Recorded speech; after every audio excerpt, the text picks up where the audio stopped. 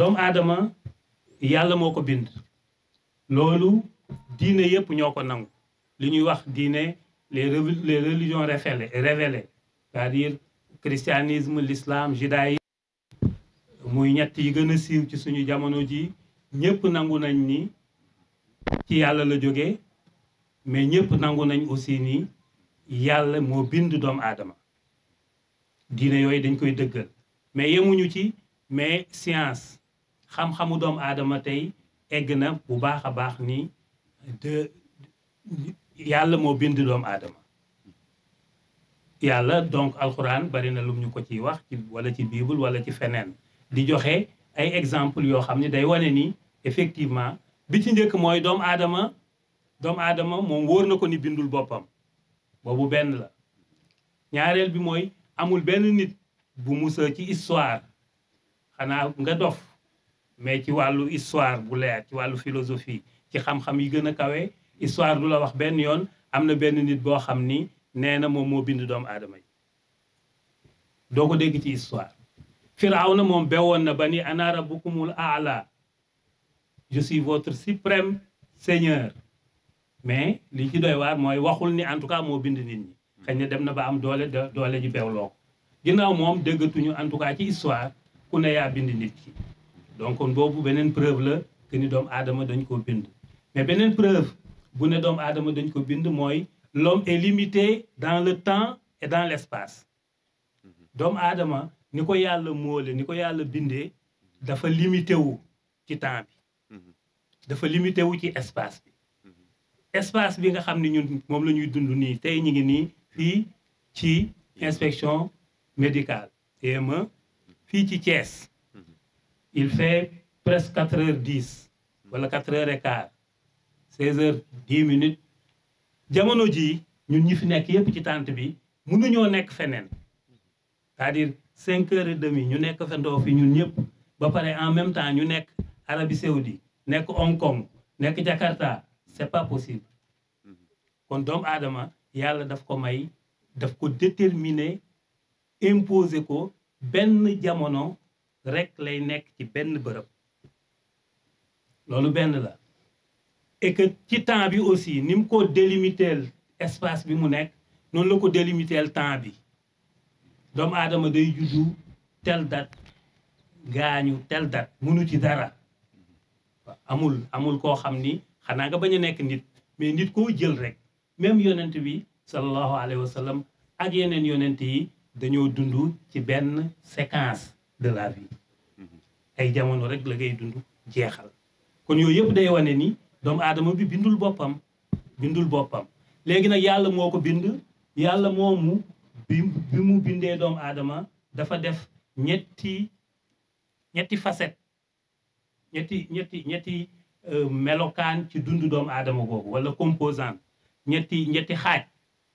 benn bi mooy al jism al ruux al aql mooy yàlla ni mu ñu dëxañee daf ci am lu ñuy tuddee le corps humain defe naa médecins yi après mun nañ cee gën a revenir wala suñu professeur sciences naturelles yi donc am na le corps humain mais am na aussi roux parce que pourquoi roux am solo mooy le corps humain di yëngutu di dem ak a ñëw suñu roccee roux gi rek dootu dem dootu ñëw dootu wax dootu dégg kon dafa mel ni sax roux gi moo ëpp importance que yaram wi mais aussi am na ci beneen élément bu ci bokk moom mooy al aql muy xel l'intellect lii tax nit ki nekk nit li koy wuutale ak bàyyi ma li bu dee da nga ñëw ci l'islam loolu la boroom xam-xam yi fuqaha yi di wax ni taklif c'est-à-dire ñu responsabiliser la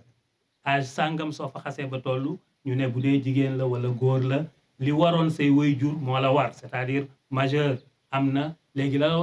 waroon say baay say ndey lépp da laa war te loolu ci l'islam balaa ñu koy teg nit ki non seulement day mat mais xel mi da koy nangu parce que koo xam ni sa xel nekku fi koo xam ni da ngay nelaw koo xam ni da ngaa xëm fuqaha yi nee nañ kenn tegatu la dara ci jamono jooju kon ñetti éléments yooyu suñu buggee former l'être humain préparer ko def ko nit mu nekk nit koo xam ni day jariñ société am nit koo xam ni day jariñ boppam nit koo xam ni dafay nitee il faut ñu yar ñetti mbir yooyu il faut ñu jël en charge le corps yaram wi sàmm ko ba duy feebar ba du nasax il faut ñu jël ruu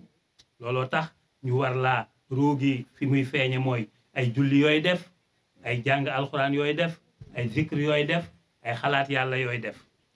intellect xel mi nag moom mooy jàngale bi nga xam ni moom la ñuy jàngal nit ki pour mu yeewu pour mu mun a nekk nit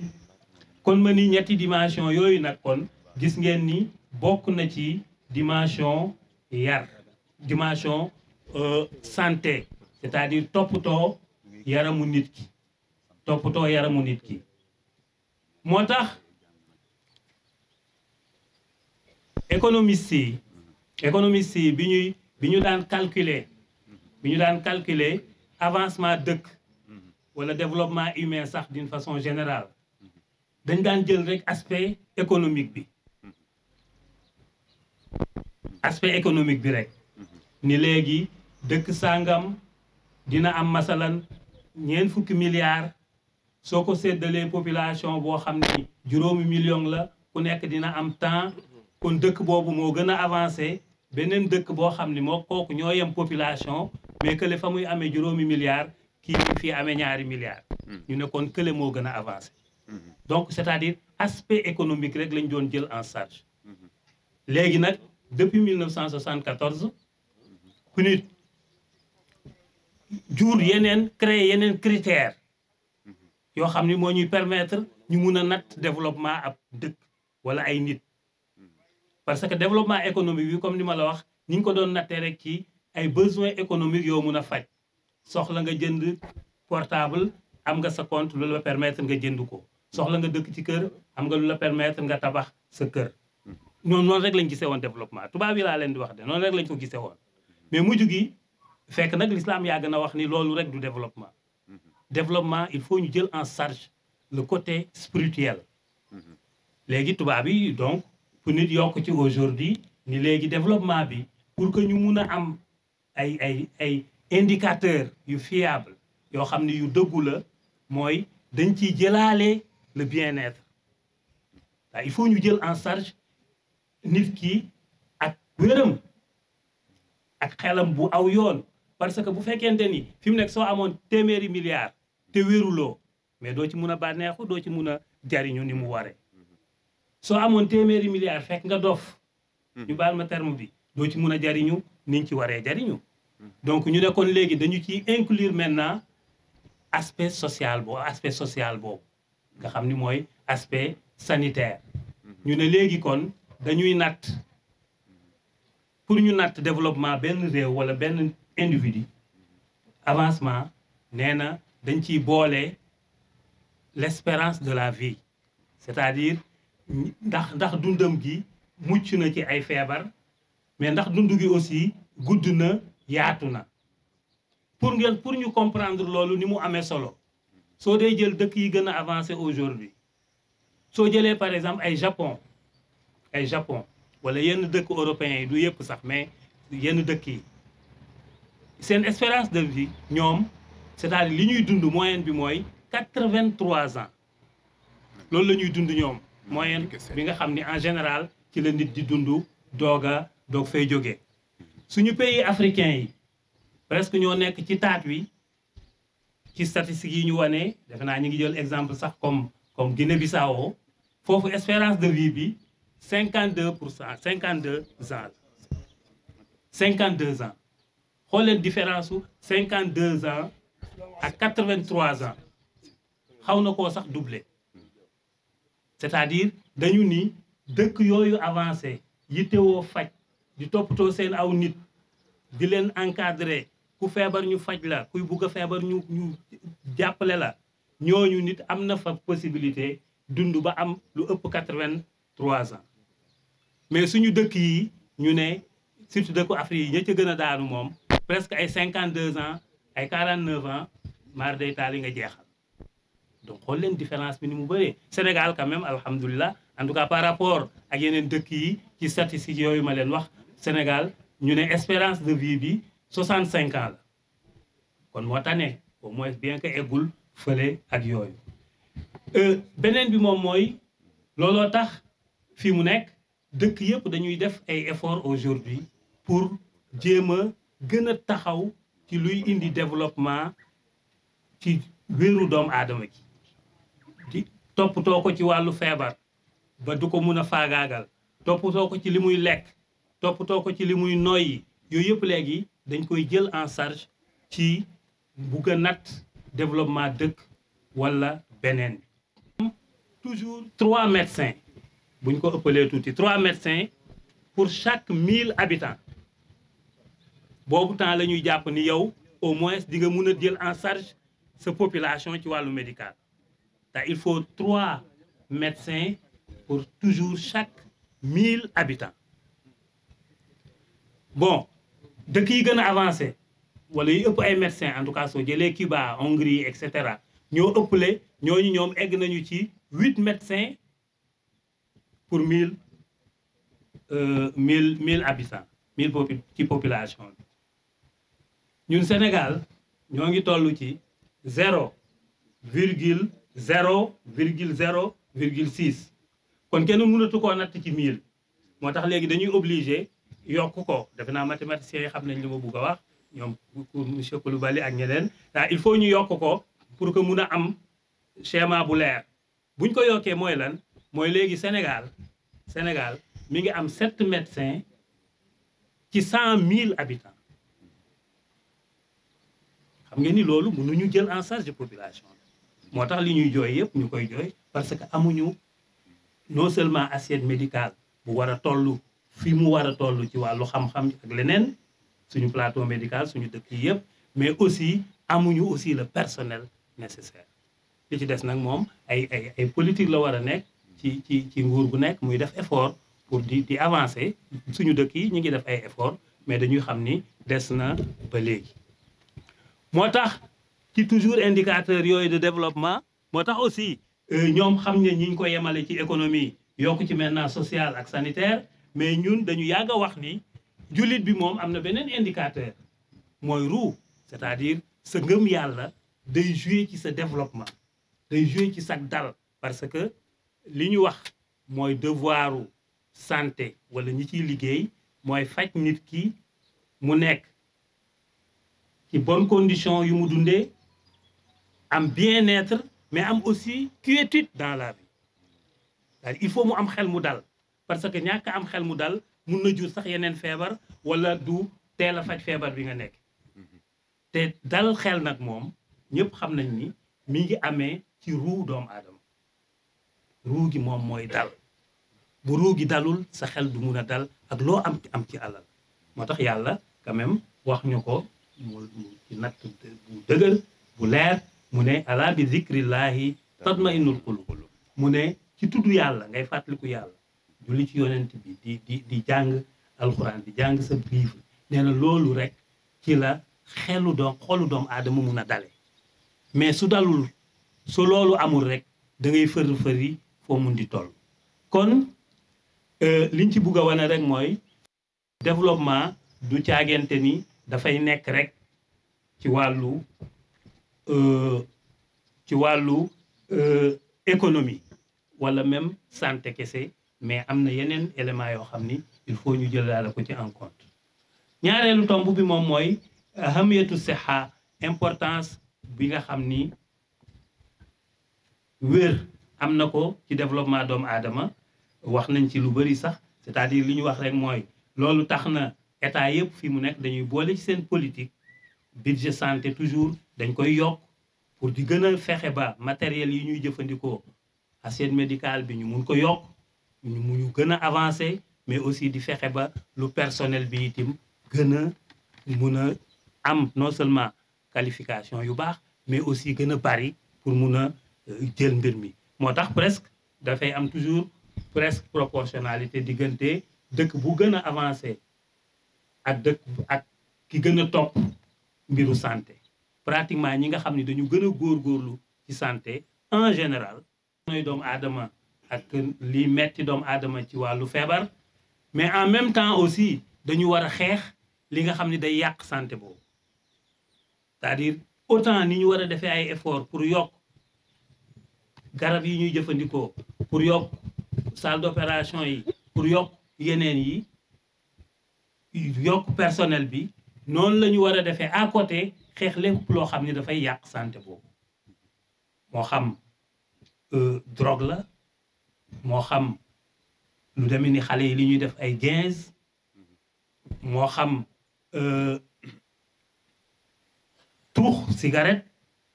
médecins yi d'accord nañ ni aussi am na maladie yu bëri yu mu mun a jur kon donc lépp loo xam ni rek dafay yàq santé dañ ko war a xeexaale ci xeex bi ñuy def pour yëkkati santé mu toll fi mu toll. L'islam bon c'est la même chose aussi que jàngal nit ki mu war a taxaw ci sport ak yeneen ak yeneen ak yeneen. L'islam moo tax aussi dafa yittewoo mbiru santé boobu boo xoolee ci charia al islamiyya dafa am lu ñuy tuddee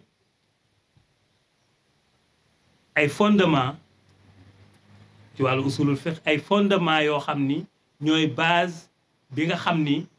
ci la ñuy génnee la jurisprudence ci l'islam fondement yooyu dafa naan diine dafa ñëw ngir xifz ad daruriyatul xams ñu ne diine dafa ñëw pour sàmmal ñu juróomi mbir bu njëkk bi mooy xifzu diin sàmm diine dafa ñëw pour sàmm diine c'est-à-dire diine d'accord na ni kenn du imposer nit mu topp sa diine mu jël sa diine amuloo droit imposer yow chrétien nga ni da ngay imposer musulman bi pour mu nekk chrétien yow musulman nga amuloo droit ni da ngay imposer chrétien bi aw juif bi pour mu nekk musulman loolu kenn amu ci àq l'islam wax nañu ci lu leer mais nag bu ñu ñi xasa nekk jullit dañu leen war a sàmm wala yow mi nekk leneen nga sàmm diine dafa ñëw pour sàmmal la sa diine jooju loolu donc am na yeneen yu bëri yuñ ci mun a joxe comme exemple mais ñaareelu élément bi nga xam ne diine dafa ñëw pour sàmm ko mooy an-nafs mooy bakkanu doomu aadama l'islam du nangu ñu rey kenn ci ay caaxaan du nangu ñu rey kenn ci tooñ du nangu sax yow jullit bi ngay xaru parce que dafa mel ni bu doon logique doomu aadama dañ naan yow yaa moom sa bopp kon am nga droit xaru l'islam danaan déedéet amuloo droit xaru parce que dund gi ci boppam la vie yow Ibrahima yàlla daf la ko dénk sa bos daf la ko dénk moo tax moom mooy wax bu ko neexee jamono ji ngay juddu ak jamono ji nga fiy jógee kon yow soo duggee ci loolu yaa ngi dugg ci domaine yàlla moo tax nit ki amul droit xaru ci l'islam mais aussi noonu la nit ki amewule droit itam yàq santeem amu ci droit bàkkaar bu rëy la kon diine dafa ñëw pour sàmmal ñu suñu ay bakkan mais aussi dafa ñëw pour sàmm alal ji dafa ñëw pour sàmm xel mi dafa ñëw pour sàmm li ñuy wax nasab c'est-à-dire progéniture yow fi nga bokk famille sàngam nga bokk ñu xam leen muy famille bu set l'islam du may kenn muy jóge ci mbedd mi di tilimal famille boobu loolu tax l'islam di araamal masalan ak sanction yu metti ngay jiñ nit ki njaaloo wala nga koy jiñ sàcc wala leneen te loo xam ne amul et malheureusement aujourd'hui suñu xoolee suñu société yi yàqu na ak réseaux sociaux yi noo xam ni léegi jël sa ordinateur wala sa téléphone di saaga ay nit wala ngay saaga sax ay kilifa loolu fi mu nekk Sénégal léegi dafa yomb amatul problème loolu aussi lu war a deñ la dañoo war a respectante suñu diggante mais dañu war a xool yàlla ci mbir mi nga taxaw di wax loo xam ne wóor na leen dara du ci dëgg mais pour yow naa ko wax pour éliminer sama adversaire politique yooyu aussi du lu l'islam nangu suñu conception code politique aussi ci Sénégal baaxul conception bi baaxul parce que li mu jur mooy nawle amatul suñu diggante amatul kilifa amatul doomu aadama bu ñuy respecté léegi daal bu fekkente ni yow dañuy xeex sur le plan politique man bu ma amee 17 ans yow boo amoon 100 ans ñu toog ci débat am naa droit léegi wax la lu ma neex parce que adversaire politique nga l'islam nanguwul loolu jullit bi du demee noonu jullit bi dañ naan lu mu metti na nga wax dëgg kon amuloo droit sosal nit c'est parce que da nga ni rek sama adversaire politique la yooyu yëpp comme ay problème d'éthique la yoo xam ni vraiment dañ ci war a di wax nit ñi ñu xam ni warul. kon bu ñu xoolee donc juróom yooyu da ngay gis ni ñett yëpp presque dafa ñëw diine dafa ñëw pour sàmmal ñu ko. wax naa la moom mooy amuloo droit xaru wala amuloo droit rey nit. wax naa la aussi sa xel lu ko nar a yàq jax-jaxal ba sa xel du fi nekk l'islam daf koy araamal. ngay naan ay drogue wala di jël leneen mu mun a yàq sa xel dootoo mun a xalaat ni mu waree dootoo mun a agir comme doomu aadama da ngay mujj bàkkaar bu rëy nga nekkee l'islam du nangu loolu. bi ci des aussi moom mooy li ma lay wax progéniture bi l'islam daf ko setal daf bëgguñu toppatoo ko. kon loolu lépp lim ñuy wan rek mooy kon jamono joo toll rek santé dafa am solo torop ci dundu doomu aadama te dañ ko war a fonk dañ ko war a respecter. bu ñu ñëwee donc ci njariñu koor vraiment bari na lu ci l'islam wax te defe naa médecins yi ñoom j'espère que dinañ ci mun a gën a revenir comme ñoom seen domaine la ñu wax ñu ko. mais en tout cas l'islam alxuraan bu ñuy wax souvent daf koy tënk rek li ci des nag doomu aadama yi ñoo war a jàng war a gëstu pour jéem ko développer. l'islam soxna si tuddoon na ko sànq présidente amicale bi man dama bi ma déggee intervention yi daal dafa mel ni présidente amicale bi moo raw coordonnateur général en tout cas nag seet nu muy rectifier boobu. moo raw Ndiobo de jàngul dara. et donc hadis bi mu wax yonent bi sallallahu alayhi wasallam ni ñu suumu tasihhu woor leen bu ko defee di ngeen wér. loolu bi ko yonent bi di wax yàgg na ay siècle fukki siècle ak ñeent te siècle mooy téeméeri at kon junniy at ak ñeent junniy at ak ñeenti téeméer yonent bi waxoon na ko te yonent bi génnewul woon benn faculté de médecine génnewul woon deful benn formation médicale wala sanitaire bu tax muy mun a xam loolu. kon yàlla moo ko wax loolu mu ne dee leen woor bu ngeen dee woor di ngeen wér. léegi nag boroom xam-xam yépp d'accord nañ ci loolu am na ñu bari ñoo xam ne dañu ne sax ñoom koor googu la ñuy fajee doomu aadama te li ci doy waar mooy liñ ñu wax ni mu dëppoo sax te ñooñu ay tubaab lañu duñu ay jullit li ñuy wax ni mu dëppoo waxu yonent bi dafa ëpp. am dañoo bu njëkk bi mooy dañu ni il faut nit ki bu buggee ñoom li ñu tuddee jeune ñoom koor am solo ci ñoom laa wax toujours daal c'est-à-dire je veux dire médecins yi ñu ne il faut mu woor entre 12 heures et 14 heures de temps fukki waxtu ak ñaar wala fukki waxtu ak ñeent soo compter journée bi heure bi ñuy woor presque 12 heures de temps. beneen bi ñu ne pour mu am solo itam aussi li gën mooy boo mu ne di def gën gaa néew 2 fois ci semaine bi. Yonent bi sallallahu alayhi wasallam donc dafa digle te ko daan ko def di woor bésu altine ak bétu alxames. soo waxee mu ne defe naa am na ku ko wax léegi Imam Mbaye mu ne ñaari fan yooyu ci lay malaaka yi di gaaral jëfu jaam yi ca yàlla ca lañ koy wan ni ko diw jëf na def revue bi inspecteur doon wax léegi revue foofu des activités foofu la ko malaaka yi di defale yàlla. yonent bi ni kon dama doon ngéejoo buy malaaka yi di gaaral sama jëf man mu di altine ak alxemes mu fekk ma woor pour ma gën a yaakaar yërmande yàlla. mu nekk lu am solo am na ñu bëree bëri ñu ngi koy def. mais bu xadis boobu aussi dafa am beneen bu ci wax bu xaw a tiitalaat mu ne bu ñu xeet wi suñu gaaralee malaaka yi suñu gaaralee jëfu xeet wi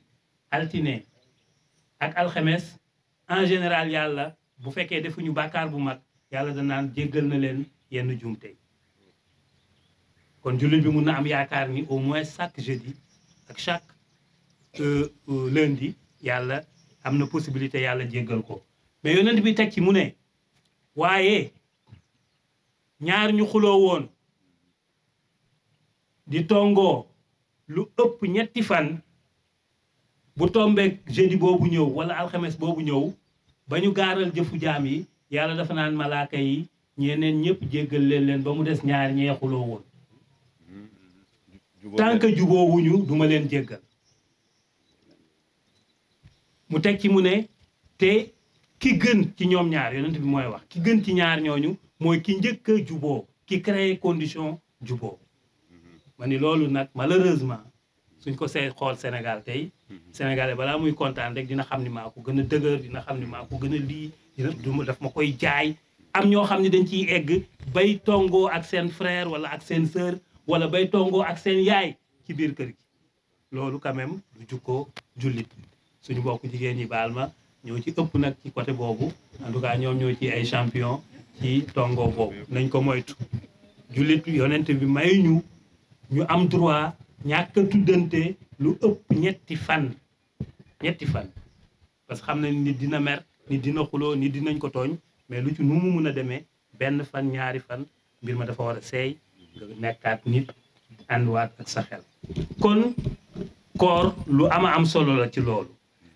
boroom xam-xam yi donc wax nañ ci lu bëri je veux dire médecins yi nee nañu koor dina xeex yenn feebar yi feebar bu demee ni diabète koor dina bokk ci yu koy xeex bu fekkee eggul ci yenn niveau yi nga xam ni sax mun nañ ko tere woor mais dina ci xeex lu bëree bëri parce que xam ngeen ni dina tax li mu consommé woon ci suukar di wàññeeku ci yaram wi jamono ji nga xam ni dafa xiif mais aussi nee nañu dina wàññi cholestérol bu baax a baax te xam ngeen ni cholestérol vraiment ci maladie yi gën a di créer doomu aadama problème ci suñu jamono ji moom la koor aussi dina dëgëral yaramu doomu aadama dina dëgëral yaram wi dina dëgëral xel mi boroom xam-xam yi loolu la ñuy wax dañu ni mi ngi mel ni rek ngay vider sa oto soo demee mu dox juróom-benni weer wala at nga vider ko wala lu ko yées sax loolu ni muy def ci moteur bi noonu la koor aussi di def ci yaramu doomu aadama parce que presque cër yi liy lekk ak liy naan ak intestin yeeg yëpp di liggéey pendant 9 mois wala 11 mois nga jël benn boo xam ne da ngay wàññi seen liggéey loolu aussi day nekk ci njariñu koor nee nañu koor dinay dëgëral aussi ay bëñ dina dëgëral aussi karaw aussi bari na ay yoo xam ni déchets yu am ci biir doomu aadama bi koor googu dina ko dindi yonent bi daf ñuy wax ci beneen xadis di ñu wan ni biir moom mooy néegu jàngoore yëpp c'est-à-dire loo ko gën a mun a wàññee rek am naa njegeen yi moom dinañ am problème foofu mais loo ko gën a mun a wàññee liggéeyam ci nga ëpp chance ak wér parce que yonent bi dafa naan ñun dañoo war a xaaj suñu biir ci ñetti mbir benn bi mooy benn ceer bi rek la ñuy jël remplir ko lekk beneen ceer bi ñu remplir ko ndox troisième ceer bi moom na nekk ngelaw na nekk lu vide mais nag yenn saa yi ñangeen yi da ngay ñëw remplir vraiment 3/4 yi nga def ko benn bi ci des nga bugg cee boole ndox meeg nooyi bi ça pose toujours problème kon koor vraiment lu am solo la ci doomu aadama yonent bi sallallahu alayhi wa sallam di wax aussi bokk may wér mu ne duñu lekk tant que xiifuñu yooyu aussi nit ki daf ci war di yar boppam parce que di suur bu ëppit mun na la créer ay feebar gën na caa rawati guddi nga xam ni lekk yàpp lekk leneen ba pare tëdd yëngutuwuloo sax loolu ñu bëri médecins yi dañuy wane ni bari na ñuy am ay arrêt cardiaque yàlla na ci yàlla musal en général ci guddi loolu moo leen ko yóbbee dañ ci am ñu dem sax bay joxe ay conseil naan à partir de 18 heures waratuloo lekk yàpp ñun Sénégal nag balaa ngay kontaan 22 heures nga dem def dibi nga xam ne ni mu wuute sax ak bu fekkonte ni da nga togg tufe vraiment togg nañ ko ba mu ñor ba lu bëree bëri dee mais jël dibi goo xam ne boo deful ndànk sax di nga gis tuuti deret ci yàpp yi parce que du ñor comme il le faut nga pare dóor ci sa benn Coca-Cola bu mag ba pare jaaxaan loolu bu la dara jotul rek yàlla moo la suturaal mais lu jara moytu la lu jara moytu la kon tomb bi ñuy mujjee vraiment dañuy résumer parce que defe naa médecin yi dinañ intervenir aussi moom mooy koor importance am kon yemul rek ci côté yaram wi non koor importance am ëpp na loolu koor bi ci njëkk mooy dina la defal sa digganteeg yàlla parce que yàlla lim ñu wax ci alxuraan yépp digal ñu ko en général du ko justifier parce que moom mooy borom bi moo xam lu ñuy jariñ te moo ñu moom kon du jaamu yàlla yépp la ñu yàlla di expliquer lu tax mu digal ñu ko mais bi mu egsee ci koor moom daf ñoo wax lu tax mu digal ñu ko mu ne kutiba alaykum siyam kama kutiba ala alladina min qablikum laallakum tattaqun yàlla nee na dama leen a sant woor dama ko farataal ci yéen comme ni ma ko farataale ci ñi jiitu kon ndekete yeneen diinu yi dañ daan woor xam ngeen ni yonti suñu maam Mariam yaayu yonti yàlla Isa ba mu amee doom ëmb te amuloon boroom kër mu ne yàlla vraiment fi mu nekk xaw ma nu may wax ak sama nit ñi xaw ma lu ma leen mun a informer wala leen pour ñu gëm ni defuma lu bon parce que awma boroom kër te yaa ngi nii na tooma ma am doom yàlla yebal Jibril ni ko bu ñu ñëwee di wax ak yow rek nee leen damaa woor loolu liñ ciy dégg mooy mu teg ko na ko ci sax walan ukallimal yawma insiya dama woor donc duma wax kon ndekete temps boobu ñooña am na ci ñoo xam ni xeet yoo xam ni bi leen yàlla di digal koor du yem ci bañ a lekk bañ a naan mais daa mayu leen woon sax ñuy wax xool leen diis loolu ni mu diise ci doomu aadama mais xeetu yonent bi cofeel gu yooyu yàlla am ci ñoom may leen donc nga mun a wax mun a liggéey mun a def leneen mu tere la seulement lekk ak naan wala sëy kon loolu lu rëy rëy la kon koor yàlla nee na daf ñu ko daganal pour que ñu ragal yàlla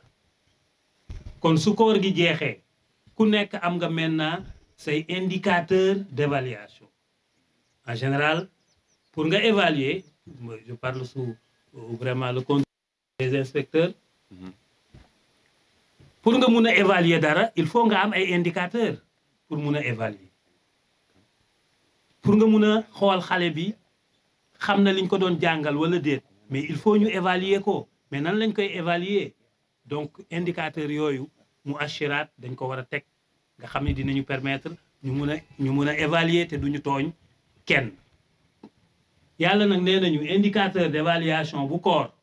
ndax yàlla nangul na la wala nangulu la ndax baax na wala baaxul nee na soo génnee ci koor gi te yéguloo ni avancé nga même un pas jëm ci sa borom rek